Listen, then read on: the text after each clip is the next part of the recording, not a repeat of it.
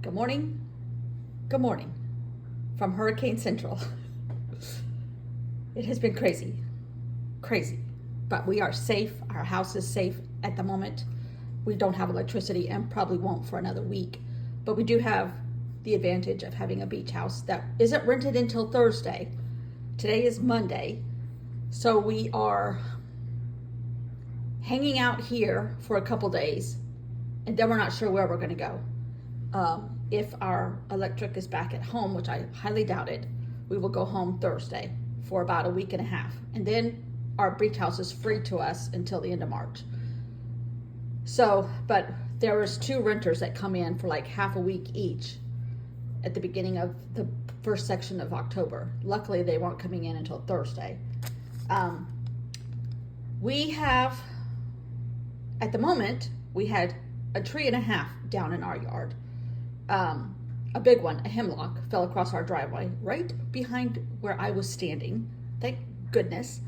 It all happened, was it Friday morning? Mm-hmm. Friday morning. No, the hurricane was not supposed to come our direction. No, we were not supposed to get what we got, but we did. And so therefore we are very unprepared. Everybody was caught off guard. Western North Carolina is literally a disaster zone. I read that on the internet this morning, 400 roads are impassable, 2 of them being large interstates, Interstate 40 and parts of Interstate 26. The one that comes through Columbia goes up through Asheville, and parts of it are impassable. There are towns, Chimney Rock, where we used to take the kids a lot when they were kids when they were little. That town has a creek that runs behind it. The main strip of the town, because it's only like a block and a half long, the main strip, had a creek behind it, and that creek turned into a rushing river and collapsed dirt under buildings and the road, and the buildings are gone. There's parts of the road are missing, so you can't even get to Chimney Rock. If Chimney Rock were still there, it's not. Asheville, of course, is a disaster. All the little towns, Banner, Elk, Boone, where we used to go skiing, Sugar Mountain. What are some of the other ones, Ken? He's not listening to me. Anyhow, we're sharing the kitchen table at the beach house because I can't set anything up the way I want to, because we got to pack it all up again no matter what, Wednesday night. So I'm trying to be as efficient as possible and still do October Daily. When we were packing at the very last minute yesterday morning to come over here, we noticed 2 Leland cypresses that are on our walkway down to the water, to the lake. And our lake, which is usually much lower in the winter, is full right now. They're letting water come through our lake. We passed 2 rivers. The Congaree River that goes through Columbia is very full. The Waccamaw River that is close to the inland waterway, on the west side of the inland waterway, it is very full. It's just disastrous, and it's not just South Carolina. It is North Carolina. It is Florida. It is parts of Georgia, parts of Tennessee. As of this morning, I just read there's over 100 people dead, and there's tons of people missing.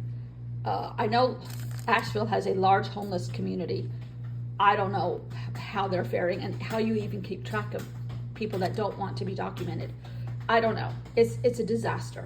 But that is not going to stop us. We are still going to do October Daily, if by hook or by crook.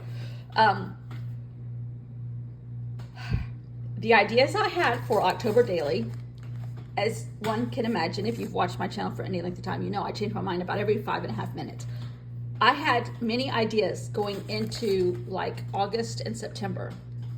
But if you also know me, in the beginning of August, we went to England. And at the JFK airport, I came across a book. I'm like, oh, I'm changing everything for October Daily again. Who is the most famous detective in England? Sherlock Holmes. Who was a character of mine that I loved when I was a kid? Sherlock Holmes. So we are doing Sherlock Holmes for October Daily. Now, I will put at the beginning, you will probably already saw it. Well, no, you're not going to see it because I'm going to put it at the end today. For the rest of the month, it'll be at the beginning. I have a blurb that I wrote at the beginning of mid-September. I wrote a synopsis about how I arrived at this idea and how it's going to work, theoretically. But today, while we were in London, I went to a garage sale and I found a burlap sack that I wanted the burlap sack, but when I got home, I realized there was something in it. And it was notes from Sir Arthur Conan Doyle to me that told me about 30 undiscovered and unpublished books in the Sherlock Holmes series. Every day is going to be the cover of one of those books with a little synopsis of the book. That is what I'm doing for October Daily. Am I artistic? No. Am I imaginative? Why, yes, I am. It started out as just prompts about Sherlock Holmes. This is my Harrods book that I got at the airport. What was it? What is Heathrow? Then it evolved into a book report, which I love to do. I read the book A Study in Scarlet and came up with 28 prompts. And then I just decided that A Study in Scarlet has some controversial topics. It has not evolved with the times. So I'm like, okay. Then I did Elements of Murder prompt list, and I had things that I was looking through, Sherlock Holmes and true crime and all the stuff that I listen to on the internet these days. I'm like, that's not imaginative enough, you know? And then I was coming up with thought processes on how I could do it. Just brainstorming. Oh, maybe I could do, a page one day and the picture would be here and words would be here, blah, blah, blah. And I did that. Then I'm like, the Study in Scarlet is a little too controversial for me. Okay, you're literally bounced on a 2x4 on top of a craft box. So then I'm like, okay, well, I happen to have this dog that runs our lives. So I'm like, what about the hounds of Baskervilles? Or Baskerville, not plural. But I read it. I came up with 30 prompts, actually 41, and made notes. I'm like, okay, that's going to work. I'm like, I really didn't like the book. Don't tell my 6th grade self that I didn't like the book. Because I was like, ugh, it's kind of, I don't know. It just didn't float my boat. No pun intended, according to the weather right now. So then I came up with Sherlock Holmes, 30 new titles that had never been published. And I decorated my prompt page.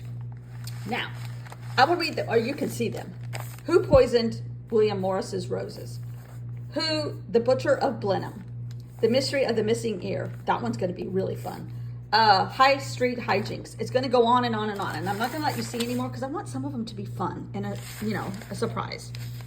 So then I started doing, can I do some more? If it's going to be the book title, the unpublished book title, and a synopsis of the book, like what you would read on the back of a book jacket or inside on a book jacket. I'm like, okay, I need to come up with some stuff. So then of course, me being me, I bought 2 other books about Sherlock Holmes and Sir Arthur Conan Doyle facts. I came up with some in a book. Sir Arthur Conan Doyle, born in Edinburgh, Scotland in 1859. His mother was Mary Doyle, which is my best friend's sister's name. He graduated with a bachelor in medicine and a master's in surgery. He was a ship's doctor on a whaling boat. Study in Scarlet is his first book in 1887, and that was actually an article published for a magazine. He was involved in the Boer War from 1899 to 1902. He volunteered as a medic. He was knighted in 1902. Screenshot these and you can read some more stuff. Now we'll talk about it throughout the whole month. So then I started working on my storylines, which I have already worked on. Well, I worked on the first 10. And then Hurricane Helene came. So that's as far as I've gotten. I have with me my Stabilos, my tempera paint sticks, my, what else are my favorite things? My Neocolor 2s. I have my journal. My journal is going to be I think these are Simple Stories binder, and it's going to be 6 by 8 size. I have page protectors in here.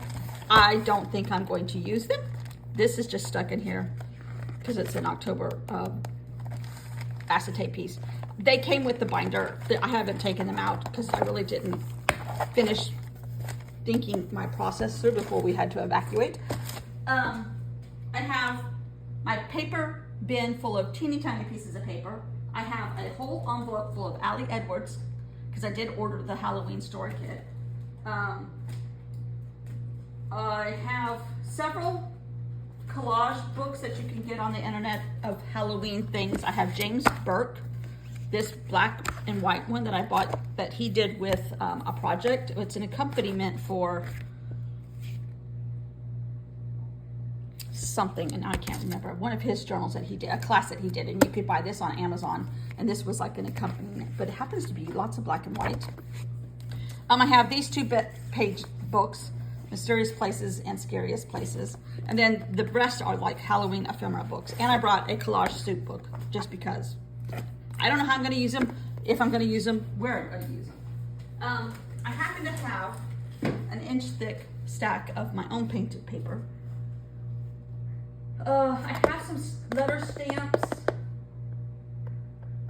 I have my Halloween ephemera box from last year that is stuffed to the gills. I probably didn't need to bring my other one, but I did. And I have a few pages of Halloween paper, and what else? It seems like there's something else. Oh, yes, there is. I have one of Amy Tangerine's Halloween or paper books that might come in handy, and I have, excuse me, this is American Crafts Halloween paper. Some of it I can use, some of it doesn't apply. Like I said earlier in the week and earlier in the month, this is a deep and dark and moody project just because of the time, the late 1800s, when Sherlock Holmes was written and these books were not discovered then. And it's mysteries. It's just all his different kind of books. So they're deep and dark and moody. I have a couple stamps. I actually did buy Tim Holtz. This is from 2024, I think. I got these, and I will probably use like the pumpkin, the mushrooms, the bone, the poison bottle, maybe that, I don't know, the candle, and the little stars. I'm thinking this is Stampers Anonymous. It may not have been this year's. And I have 2 jelly plates. I have another stamp set. Maybe I didn't bring it. I have some stencils. So I'm going to stop talking. Every video that I film at the beach house, I'm going to have to do with a voiceover because my better half is right there and he can't do anything if I'm talking. So I need to be quiet, and I will do a voiceover until we figure out where we're going next. I don't know. Right now we have 2 homes, but we're semi-homeless. It's weird, but at least we're safe. Our houses are safe. Did I tell you that there's 2? I think I started to tell you there's 2 trees we discovered on our way out yesterday morning. There we have 4 trees. We have Leland cypresses that line the walkway down to the water, and 2 of those are out of the ground, root balls and all, which is common around everything around us, and 2 other ones are holding them up. But when they fall, they're going to be on our neighbor's air conditioner, part of his house, and our boathouse, which is down by the water. I'm hoping, my husband says the other 2 holding it together are fine. We won't have catastrophic winds currently. We were able to call the tree guy that took the tree out of our driveway last week, or maybe a week and a half ago now, at 7 o'clock Friday morning. And he lives 45 minutes from us, and it took him 5 hours to get to our house between damage, traffic. People are fighting over gas. People are fighting over water. We passed the exit going through Columbia yesterday. We passed the exit that you could get off to go to our only Costco, and it was backed up onto the interstate. I'm like, people, by the time you guys get there, there's not going to be any more food. My sister got her electricity back yesterday morning, but she's closer into town, so that's fine. And she has to work, so, but she is coming down here already ahead of this happening.